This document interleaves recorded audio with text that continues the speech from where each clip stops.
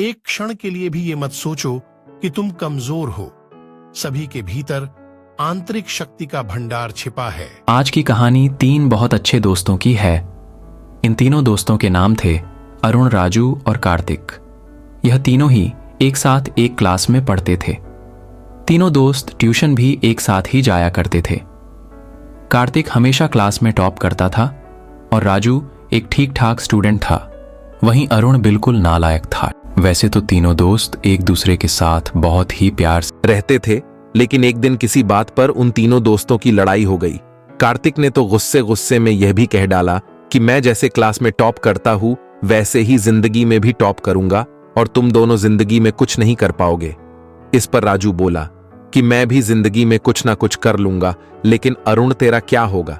इस पर अरुण बोला, चलो अगर ऐसी बात है तो चलो ट्यूशन टीचर के पास चलते हैं और उन्हीं से पूछते हैं कि जिंदगी में कौन आगे जाएगा और कौन नहीं। फिर तीनों अपने ट्यूशन टीचर के पास चले गए और उनकी टीचर ने बहुत आराम से बैठकर उन तीनों की बात सुनी। पूरी बात सुनने के बाद टीचर ने एक कागज का टुकड़ा लिया और उस पे कुछ लिखने लगी। फिर टीचर उस कागज को पकड़ के बोली, इसमें मैंने उसका नाम लिख दिया है जो जीवन में टॉप करेगा और मैं इस कागज को अपने घर की गार्डन के पीछे छुपा दूंगी। तुम 15 साल के बाद इस कागज को गार्डन से निकालकर इसमें लिखे हुए नाम को पढ़ सकते हो। इस पर कार्तिक बोला, मुझे पता है आपने मेरा ही नाम लिखा होगा। टीचर उस कागज के टुकड़े को चुपचाप वहां से लेकर चली गई। अब 15 साल बीत चुके थे। कार्तिक एक जाना माना सीए बन चुका था।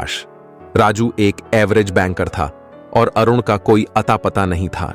कार्तिक और राजू एक दूसरे से मिले और वह दोनों अपने ट्यूशन टीचर के गार्डन में उस दबे हुए लेटर को निकालने लग गए। लेटर पढ़कर दोनों बहुत हैरान रह गए। उस पर उनकी टीचर ने लिखा हुआ था, डियर राजू, कार्तिक बुरा मत मानना, लेकिन जिंदगी में टॉप तो अरुण ही करेगा। इसका कारण यह होगा कि कार्तिक तुम टॉपर होने की वजह से जिंदगी में कभी भी गलती करने से डरोगे और राजू तुम ठीक ठाक स्टूडेंट होने की वजह से जिंदगी में कुछ अलग करने से घबराते रहोगे।